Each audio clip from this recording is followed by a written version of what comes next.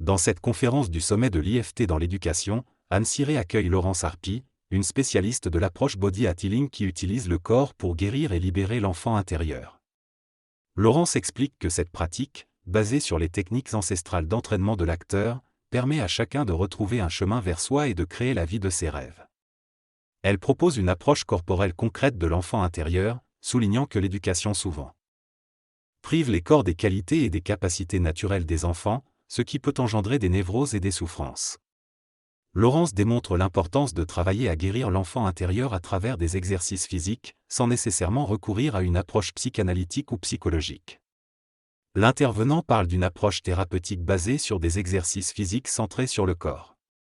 Il explique que ces exercices vont au-delà du fitness, du sport ou du yoga, et qu'ils visent à retrouver l'énergie originelle du corps en nous reconnectant à l'enfant en nous. Il évoque 3 grands principes du vivant, l'axe vertical, l'ouverture à l'espace et la mobilité. Selon lui, le corps et l'âme sont profondément liés, et retrouver la liberté du corps permet à l'âme de s'accomplir dans sa vie. Il partage son propre cheminement personnel, où malgré son parcours scolaire brillant, elle s'est sentie perdue émotionnellement et affectivement. Elle a trouvé la voie de l'art, spécifiquement du théâtre, qui l'a aidée à se retrouver et à guérir. Elle a décidé de devenir metteur en scène et a poursuivi ses études à Berlin, où elle a découvert une école de théâtre qui pratiquait le physico-théâtre. L'auteur raconte son parcours de guérison à travers le théâtre et le travail du corps. Après avoir découvert l'importance du corps dans sa formation théâtrale, elle s'intéresse à la pratique japonaise et travaille avec des maîtres du théâtre nord-japonais. Elle constate que cette pratique du corps est universelle et permet de retrouver le sens de la vie. En développant ses cours de théâtre, elle réalise que sa méthode peut également aider les personnes dans leur développement personnel. Elle décide alors de se tourner vers l'entrepreneuriat du coaching pour partager sa pratique avec un plus grand nombre de personnes. Son livre, intitulé Mon corps a des choses à me dire, connaît un grand succès et permet de remettre en avant l'importance du corps dans notre vie. Elle conclut en exposant les 3 grands principes de sa méthode qui permettent de retrouver la liberté du corps et de redonner du sens à sa vie. Dans cet extrait, la personne parle de son parcours professionnel et de sa mission d'âme, mais également de son rôle de parent.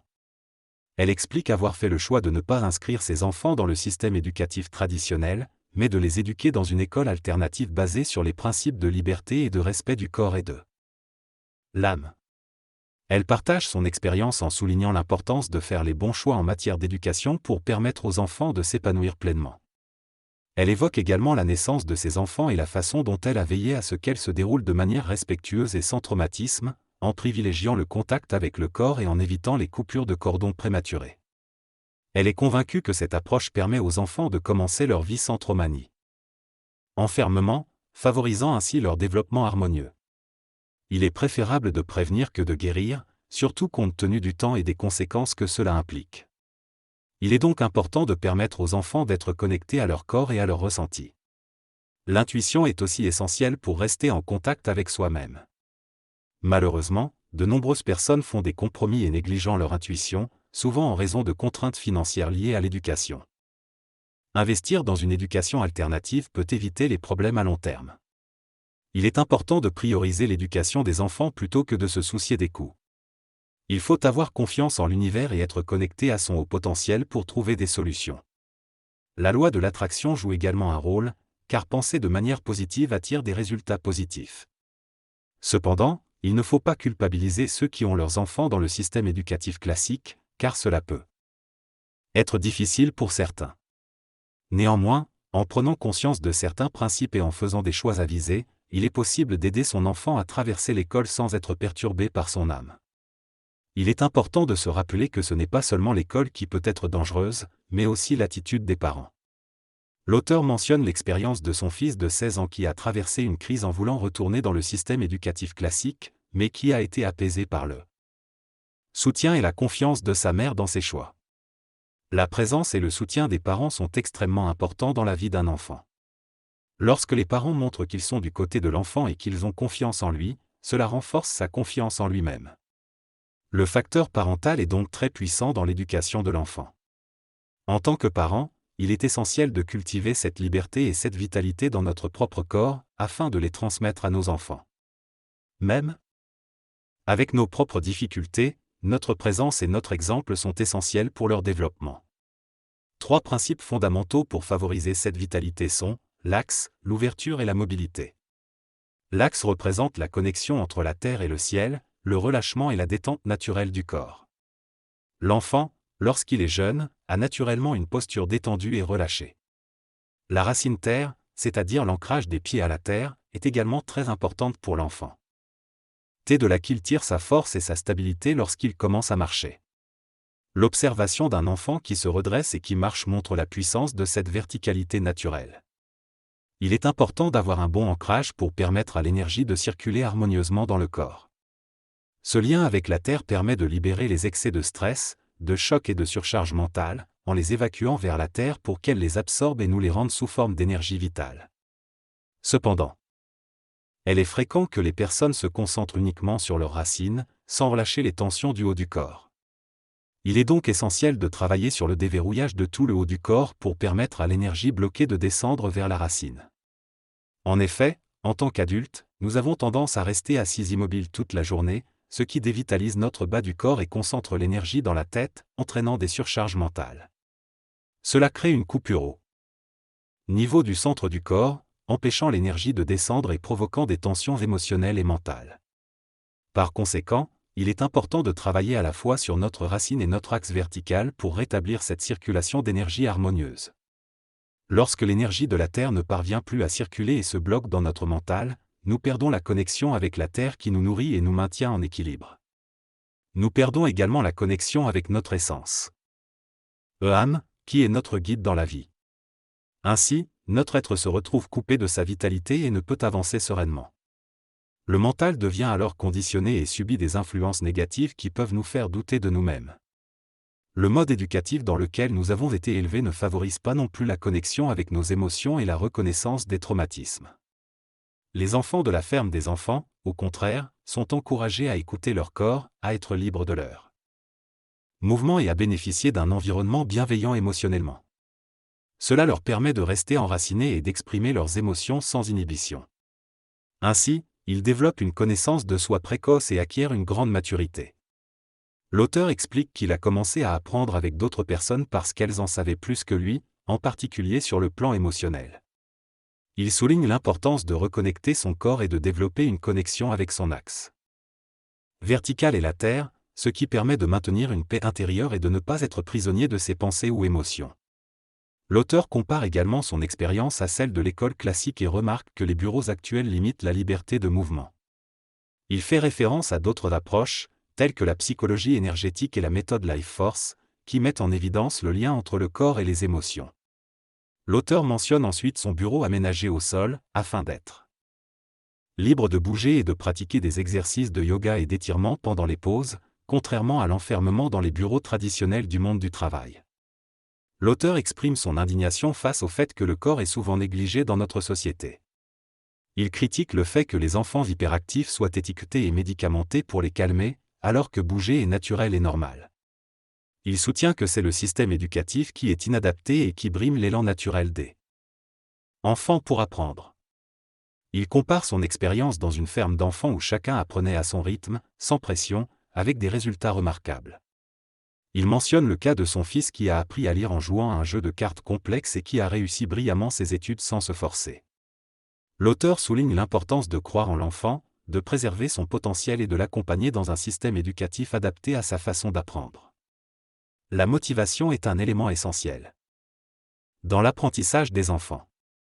Lorsqu'ils sont motivés par un but clair, ils apprennent avec enthousiasme et persévérance. Cependant, lorsque cette motivation est coupée, les enfants deviennent démotivés et perdent le sens de leur apprentissage.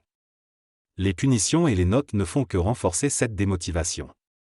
Au contraire, lorsque les enfants sont libres de s'intéresser à ce qui les passionne, ils développent une véritable soif d'apprendre. À l'école de la ferme des enfants, par exemple.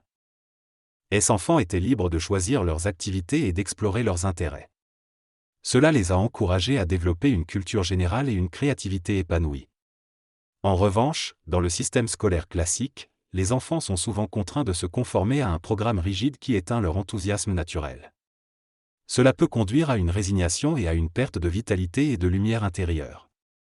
Certains adultes finissent par se retrouver dans des emplois qui les épuisent, car ils n'ont pas pu développer pleinement leur potentiel et suivre leur véritable chemin de vie. Les personnes qui travaillent intensément et mettent toute leur énergie dans leur travail peuvent souffrir de burn-out, de dépression voire de suicide. Même ceux qui occupent des postes élevés et gagnent beaucoup d'argent peuvent ressentir un profond mal-être. Une solution peut être de pratiquer l'art du corps, qui permet de se recentrer, de se libérer du mental et de s'ouvrir à l'espace. Les enfants sont naturellement ouverts et présents, mais cette ouverture peut se perdre avec le temps, notamment en étant enfermés dans des espaces restreints comme une salle de classe. Il est donc important de prêter attention à cette ouverture et de ne pas la perdre. Dans ce discours, l'auteur exprime sa vision du conditionnement et de la limitation de la perception. Il compare cela à mettre des œillères sur des chevaux, empêchant ainsi de regarder ailleurs que ce qui est imposé. Il critique le système éducatif et le monde professionnel qui n'encouragent pas à explorer d'autres voies, mais qui imposent une trajectoire prédéfinie. Il souligne l'importance de retrouver une connexion avec son dos et de percevoir l'espace de manière plus ouverte. Il explique que cela permet de développer une présence, notamment dans le domaine de l'art dramatique, mais aussi pour les dirigeants et les cadres qui ont besoin de gérer des interactions avec d'autres personnes. En adoptant cette ouverture à l'espace, elle affirme qu'on peut trouver un équilibre et résister aux provocations extérieures, en restant centré sur son propre axe. Il conclut en évoquant l'âme d'enfant, qui a le potentiel infini et la capacité de vivre une aventure pleine de possibilités, mais qui est souvent limitée par les normes sociales qui ne laissent place qu'à une seule voie prédéfinie. Le passage parle de la perception de la sécurité dans nos vies et de la pression exercée par le système éducatif sur les enfants. L'auteur remet en question l'idée selon laquelle la réussite et la sécurité ne peuvent être atteintes que par un diplôme. Il souligne l'importance de la confiance en soi et de rester ouvert à de multiples possibilités pour faire face aux adversités. L'auteur utilise l'exemple de son fils qui, face à une crise d'angoisse et à l'orientation scolaire, décide de sortir du système éducatif pour voyager et découvrir d'autres passions. Ce choix lui permet de retrouver son énergie vitale et de se sentir libre de choisir son propre chemin. L'auteur met également en avant le parcours de sa fille aînée, qui a opté pour un système éducatif alternatif et a développé ses propres projets artistiques. En conclusion, l'auteur soutient qu'il est important d'encourager l'apprentissage autonome et l'exploration des passions individuelles pour permettre aux enfants de trouver leur propre chemin dans la vie. L'EFT, Emotional Freedom Technique, est une pratique qui peut aider à libérer les émotions bloquées dans le corps. Lorsque nous sommes enracinés et ouverts à l'espace, notre corps retrouve sa liberté et l'énergie de vie se remet à circuler. Cela peut entraîner la remontée de vieux traumas et blessures émotionnelles. Une pratique telle que le body healing, qui vise à remettre le corps sur son axe vertical et à retrouver sa mobilité, peut aider à faciliter ce processus de guérison. L'objectif n'est pas de faire de la thérapie, mais de créer un contexte où le corps peut s'auto-guérir. Le body hacking est une pratique qui combine des exercices individuels et en binôme pour éveiller les sensations du corps et jouer avec le mouvement, la musique et les accessoires. Lorsque des émotions surgissent, elles sont intégrées dans le mouvement pour libérer l'énergie bloquée et ramener de la vitalité. Ensuite, si des souvenirs profonds sont touchés, il est recommandé de consulter un praticien de l'EFT, Emotional Freedom Technique. Cette combinaison permet d'aller plus rapidement au cœur des problèmes. Le but ultime du body hacking est d'atteindre un corps joyeux et rempli de joie. Une danse des pieds est proposée comme exercice pratique pour libérer les tensions et se connecter au sol. La personne décrit une expérience de mouvement et de danse où elle encourage les autres à bouger rapidement et à laisser leur corps se détendre et s'exprimer.